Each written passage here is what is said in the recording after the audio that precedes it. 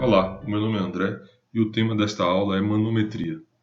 Ao final desta aula, você deverá ser capaz de definir a pressão de vapor, aplicar a equação básica da estática dos fluidos aos barômetros de mercúrio para calcular a pressão atmosférica, calcular a pressão empregando o tubo piezométrico e o manômetro em U, calcular a diferença de pressões com o manômetro diferencial e o manômetro inclinado. Essa fotografia nos mostra um tipo de barômetro de mercúrio, instrumento utilizado para medir a pressão atmosférica.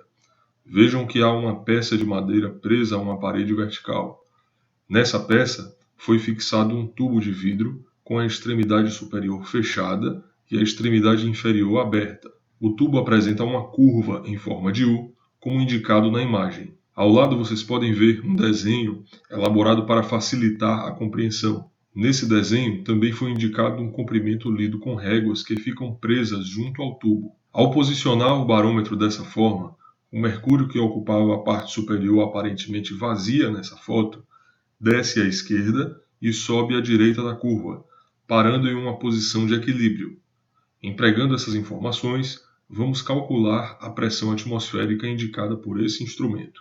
Para iniciar, precisaremos entender o que ocorreu na extremidade fechada, aparentemente vazia. Com o auxílio dessa animação, tente imaginar o mercúrio descendo durante a ação de colocar o barômetro em sua posição final. Pensando no que ocorre, não havendo entrada de ar nessa região, se estabeleceria ali o vazio absoluto ou outro fenômeno aconteceria além do simples deslocamento do mercúrio.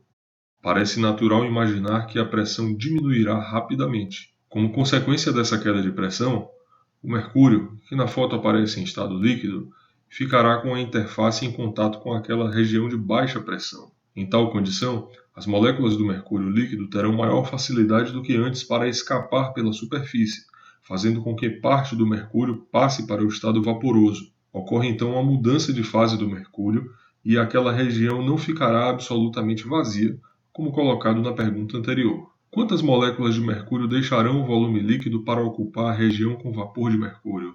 Não calcularemos esse número, mas podemos considerar que será uma quantidade que corresponda ao equilíbrio de fase entre líquido e vapor para aquela temperatura do experimento. A pressão no interior da região vaporosa ocupada pelo mercúrio, nessa condição de equilíbrio de fase, é denominada como pressão de vapor. A pressão de vapor é uma grandeza muito importante para a mecânica dos fluidos e para a hidráulica em diversas aplicações. Voltando para o desenho do barômetro, podemos escrever que nessa extremidade superior ocorre a pressão de vapor do mercúrio.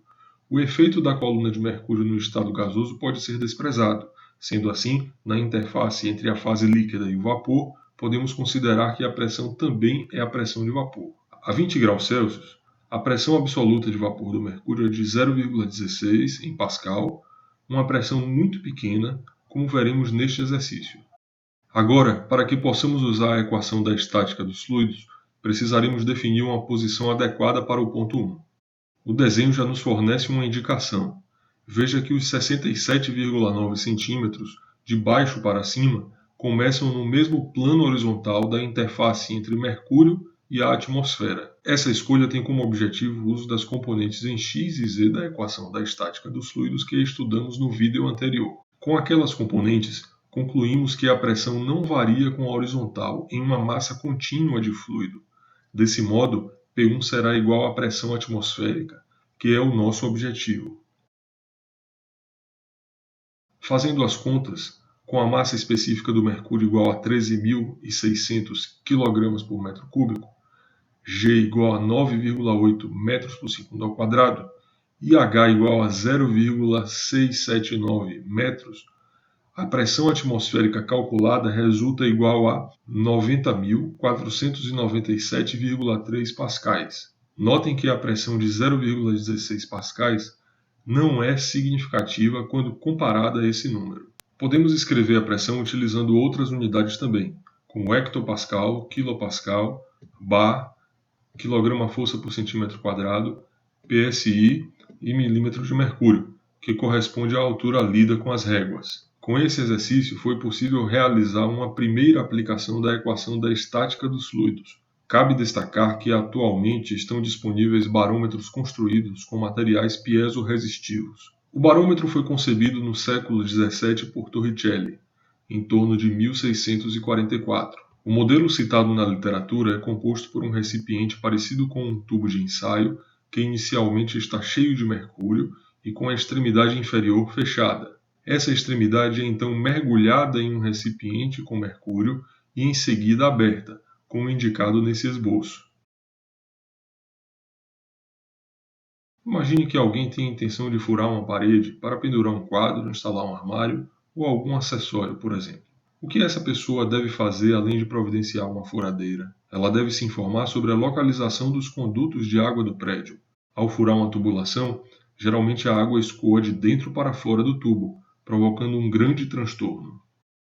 Quando isso ocorre é porque a pressão do fluido em escoamento é maior que a pressão externa. Um dos medidores de pressão mais simples é o tubo piezométrico, que consiste em um tubo vertical com a extremidade superior aberta e a inferior conectada ao recipiente no qual pretendemos medir a pressão. Vejamos esse desenho. Nele vocês estão vendo um tubo dentro do qual a água escoa sob pressão devido ao uso de uma bomba ou sob o efeito da gravidade apenas. Podemos fazer um furo na tubulação para que seja conectado um tubo vertical e transparente denominado como piezômetro.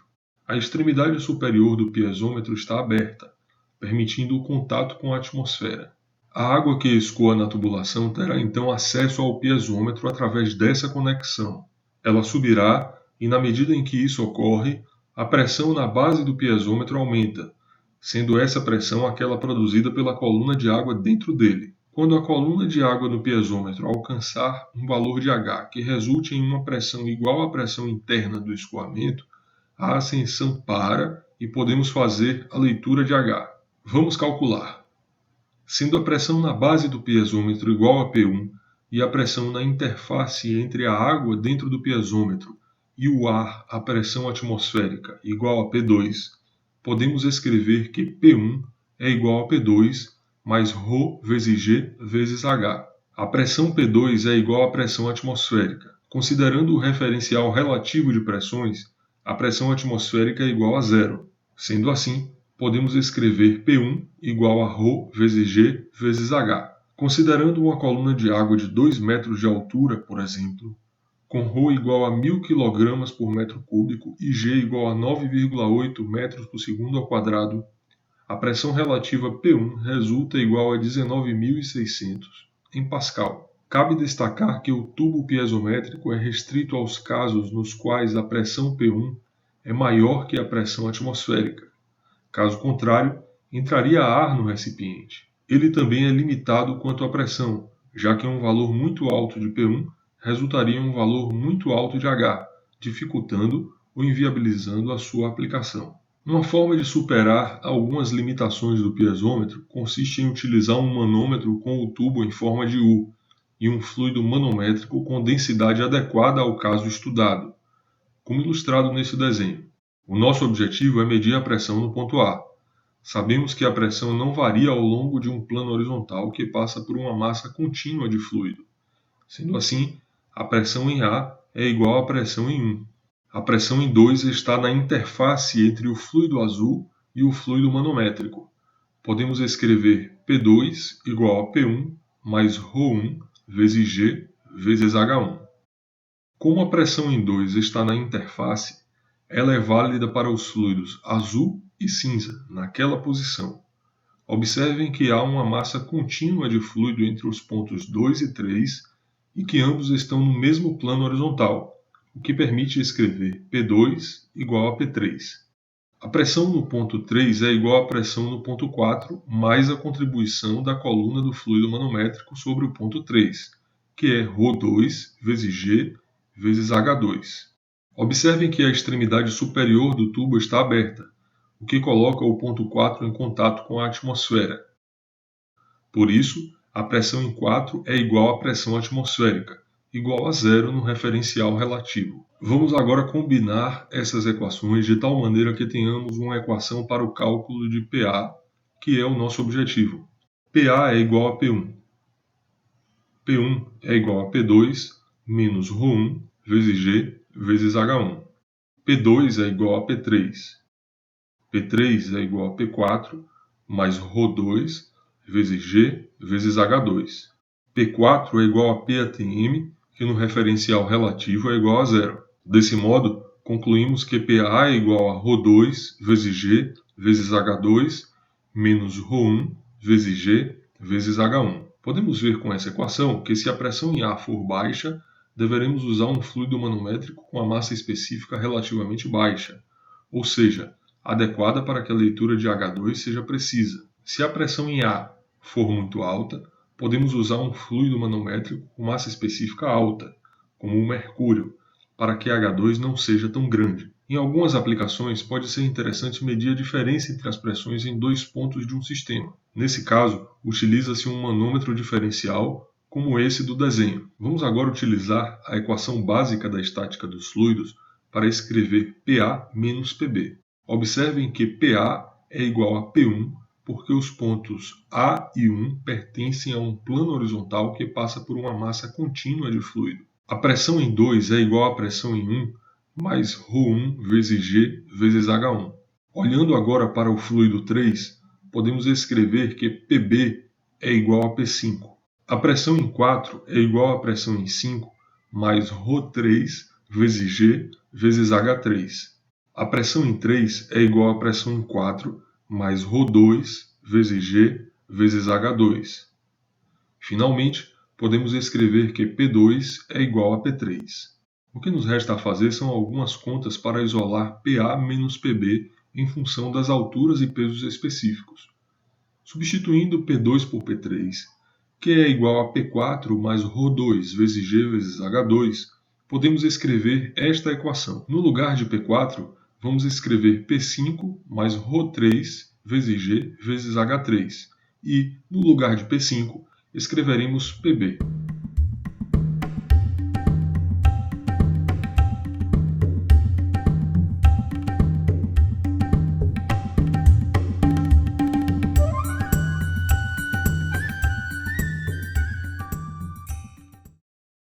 Quando a diferença de pressões é pequena, o que pode ocorrer em sistemas que contêm gases, uma forma de realizar a medição consiste no uso de um manômetro com um tubo inclinado. Sabemos que P1 é igual a PA porque esses pontos estão no mesmo plano horizontal de uma massa contínua de fluido. Sendo assim, P2 é igual a PA mais ρ1 vezes G vezes H1. P2 é igual a P3. P3 é igual a P4 mais ρ2 vezes G vezes H2. Veja que o H2 é a distância vertical entre 3 e 4, já que a pressão só varia com a vertical. P4 é igual a PB mais ρ3 vezes G vezes H3, sendo H3 a distância vertical também, como indicado no desenho. Com essas equações, podemos calcular PA menos PB. Observando que H2 é igual a L vezes o seno de θ, vamos escrever L em função das demais variáveis para que possamos entender o motivo do uso de um tubo inclinado.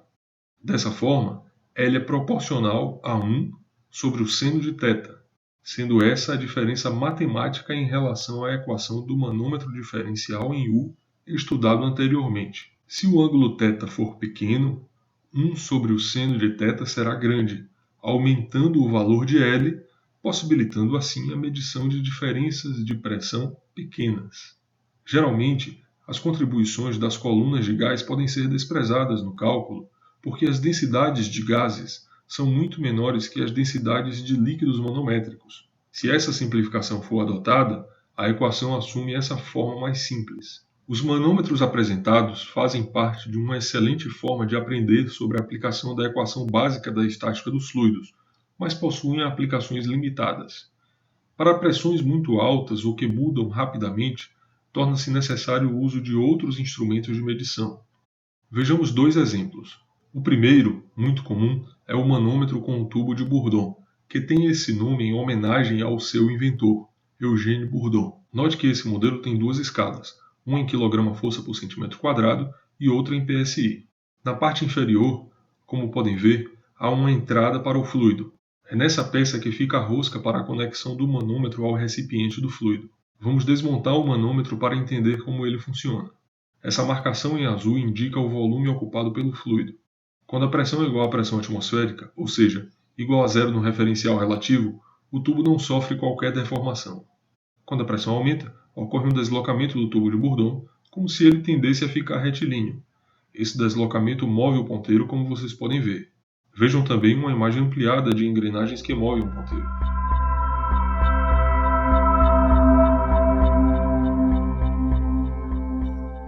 Em muitas situações, estamos interessados em medir pressões de fluidos em escoamento. Se o escoamento for turbulento, utiliza-se glicerina nessa região do ponteiro para evitar oscilações de alta frequência que dificultam a leitura. Quando as pressões são muito altas, o tubo de Bourdon que nós vimos é substituído por um tubo em forma de espiral ou em forma helicoidal. Nesse vídeo vocês podem ver um manômetro digital portátil. A mangueira que liga o instrumento ao fluido é conectada nessa peça, permitindo o acesso do fluido à mangueira azul, que, por sua vez, tem a extremidade final conectada a um sensor piezoresistível. Nesse caso, são empregados sensores piezoresistivos que, ao sofrerem uma deformação provocada pela mudança de pressão, apresentam uma alteração da resistência elétrica, sendo possível, dessa forma, medir a pressão após uma calibração.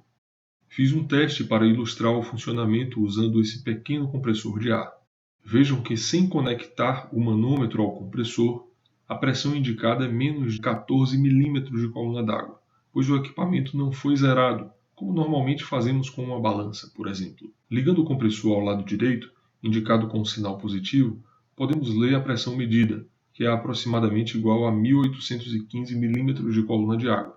Se o compressor for ligado ao lado esquerdo, aparecerá um sinal negativo. Para medir uma pressão diferencial, deve-se utilizar simultaneamente as duas mangueiras. Aqui estão as referências utilizadas para a elaboração desta aula. Agradeço a todos pela atenção e até a próxima.